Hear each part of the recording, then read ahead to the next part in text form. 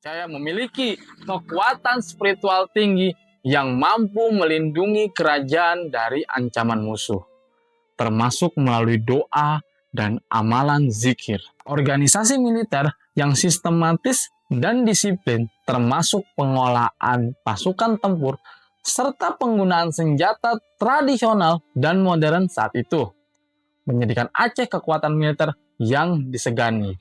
Keberhasilan ini memungkinkan Aceh bertahan selama beberapa dekade sebagai kekuatan regional sekaligus menjadi simbol perlawanan melawan kolonialisme Barat di Asia Tenggara.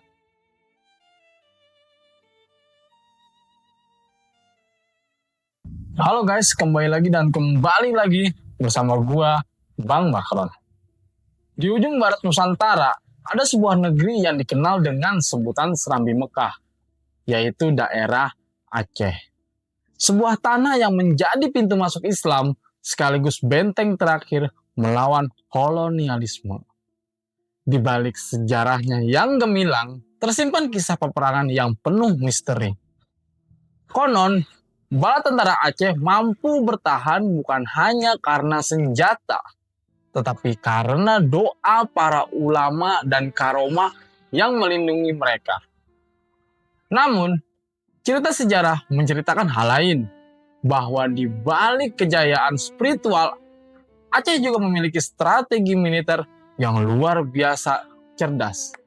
Pertanyaannya, apakah kemenangan Aceh adalah sebuah karomah gaib, ataukah hasil dari kecerdikan taktik perang? Dan mengapa Aceh digeruni Portugis, Belanda, bahkan Jepang? Di video kali ini, gue akan membahas tentang misteri peperangan Aceh antara karomah ulama dan strategi militer yang cerdas. Tonton terus sampai habis, langsung saja simak ceritanya.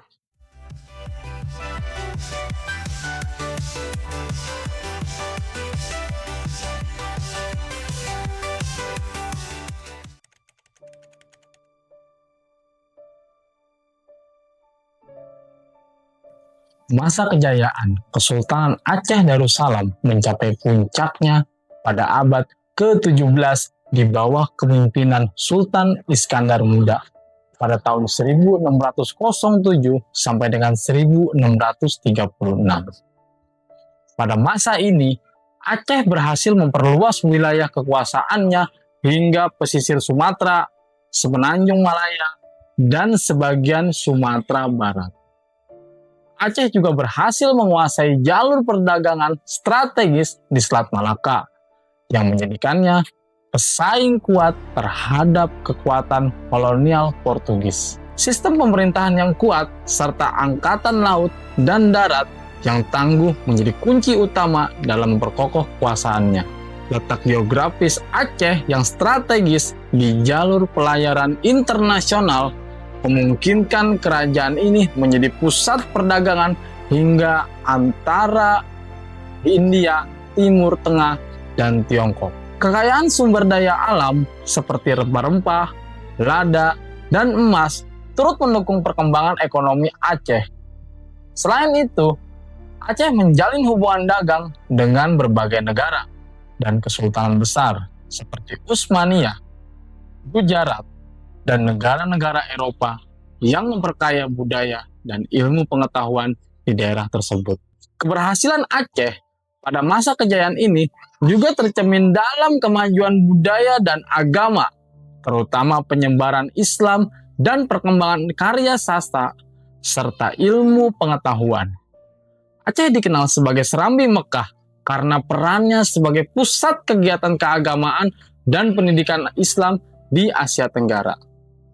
Peninggalan bersejarah seperti Masjid Raya Baitul Rahman dan berbagai karya sastra memperkuat identitas Aceh sebagai kerajaan yang kaya budaya dan berpengaruh hingga masa berikutnya.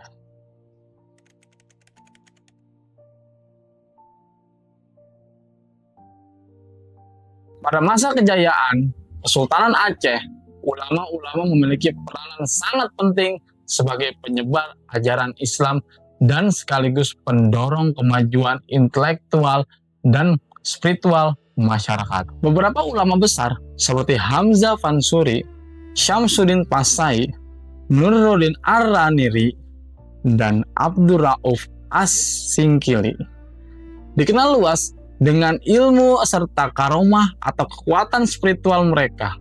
Mereka tidak hanya dikenal sebagai ahli ilmu agama, tetapi juga sosok yang dipercaya memiliki karomah, sehingga dianggap memiliki kemampuan luar biasa termasuk dalam hal doa, penyembuhan, dan keajaiban rohani yang diyakini mendatangkan keberkahan bagi kerajaan dan rakyatnya. Mitos dan kepercayaan terkait karomah para ulama ini erat kaitnya dengan peran mereka dalam menjaga dan melegitimasi kekuasaan kerajaan serta memperkuat keimanan masyarakat. Misalnya, Syamsuddin Pasai yang sangat dihormati oleh Sultan Iskandar Muda dan dipercaya memiliki kekuatan spiritual tinggi yang mampu melindungi kerajaan dari ancaman musuh, termasuk melalui doa dan amalan zikir. Beberapa ulama juga dipercaya mampu melakukan mukjizat atau keajaiban yang membuat mereka dihormati tidak hanya sebagai pemimpin agama, tapi juga pelindung spiritual masyarakat Aceh. Konflik pemikiran antara ulama juga menjadi bagian penting dalam sejarah intelektual Aceh, di mana karomah dan otoritas spiritual mereka menjadi simbol legitimasi ajaran yang mereka bawa. Nuruddin Ar-Raniri, misalnya, dikenal keras menentang paham mistik Wujudiyah yang diperkenalkan oleh Hamzah Fansuri dan berupaya mengembalikan ajaran yang lebih ortodoks dengan dukungan kerajaan. Sementara Abdurrauf As-Singkili, penerus Ar-Raniri, mengambil pendekatan yang lebih kompromis dan tetap dihormati sebagai ulama yang memiliki karomah dan otoritas tinggi di kalangan masyarakat dan penguasa Aceh. Keberadaan ulama-ulama ini yang dianggap memiliki karomah tersebut turut memperkuat posisi Aceh sebagai pusat spiritual dan intelektual Islam di Asia Tenggara pada masa itu.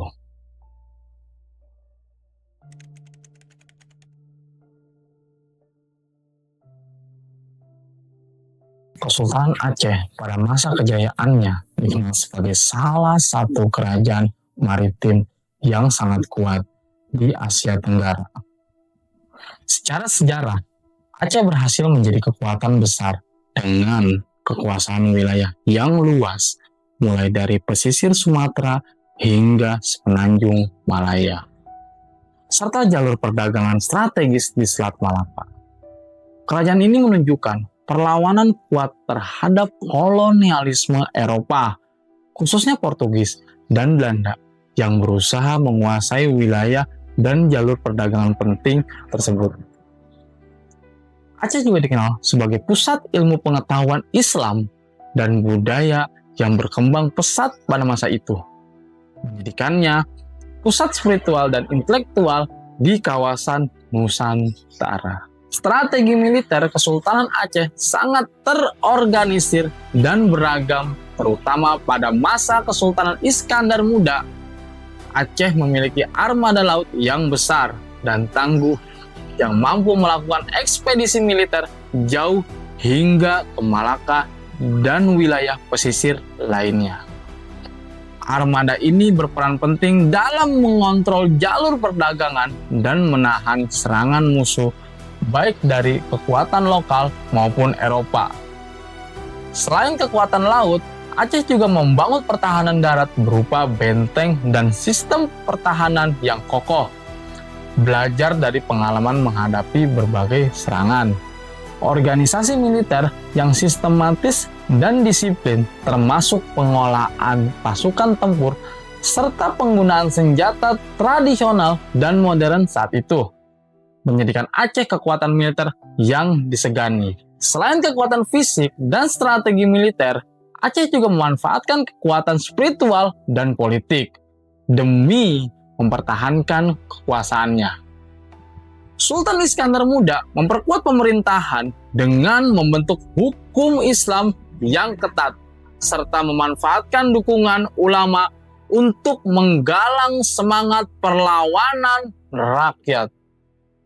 Keberhasilan ini memungkinkan Aceh bertahan selama beberapa dekade sebagai kekuatan regional sekaligus menjadi simbol perlawanan melawan kolonialisme Barat di Asia Tenggara. Strategi gabungan antara kekuatan militer, politik, dan spiritual inilah yang menjadi kunci masa kejayaan dan ketahanan Kesultanan Aceh.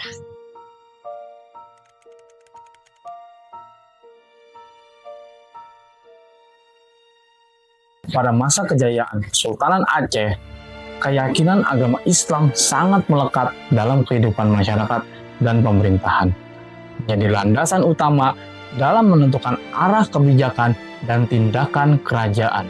Keyakinan ini tidak hanya menyangkut aspek spiritual, tetapi juga meresap ke dalam aspek sosial, politik, dan budaya. Kepercayaan terhadap kekuatan doa, karomah ulama, dan keajaiban yang melekat pada para tokoh agama menjadi bagian penting dari kehidupan sehari-hari dan legitimasi kekuasaan sultan. Realitas di lapangan memperlihatkan bagaimana keyakinan ini digunakan untuk memperkuat ikatan sosial dan membangun kestabilan politik di tengah tantangan internal maupun eksternal. Namun, selain dimensi keimanan, realitas sosial dan politik Aceh juga menunjukkan adanya dinamika kompleks antara tradisi, kekuasaan, dan hubungan internasional. Masyarakat Aceh hidup dalam kekuasaan yang erat dengan konflik militer dan persaingan politik, terutama menghadapi tekanan dari kekuatan Eropa seperti Portugis dan Belanda. Oleh karena itu, strategi kekuasaan yang diterapkan tidak hanya didasarkan pada asas keagamaan, tetapi juga disesuaikan dengan kebutuhan pragmatis untuk mempertahankan wilayah dan kekuatan ekonomi serta militer kerajaan. Perpaduan antara keyakinan spiritual dan realitas politik pragmatis ini menjadi kekuatan tersendiri yang membentuk karakter unik Kesultanan Aceh pada masa itu. Interaksi antara kepercayaan dan realitas juga terjamin dalam hubungan antara penguasa dan ulama sebagai penjaga moral serta penasihat spiritual kerajaan.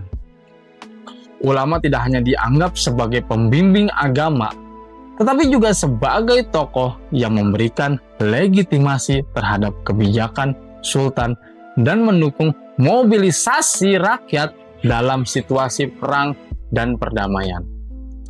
Meski terdapat perbedaan pandangan di kalangan ulama, keberadaan mereka yang berbasis pada karomah dan ilmu pengetahuan memberikan keseimbangan antara aspek mistik dan rasional dalam menjalankan pemerintahan.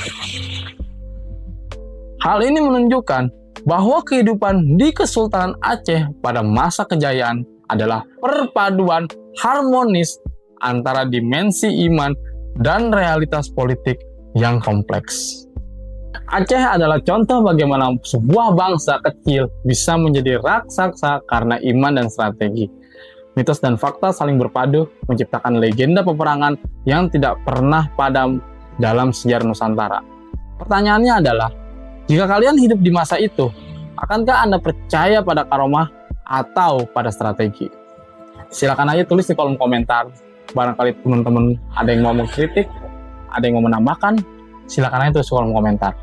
Dan juga barangkali teman-teman ada yang mau kirim cerita horor, pengalaman horor, silakan aja tulis di kolom komentar juga.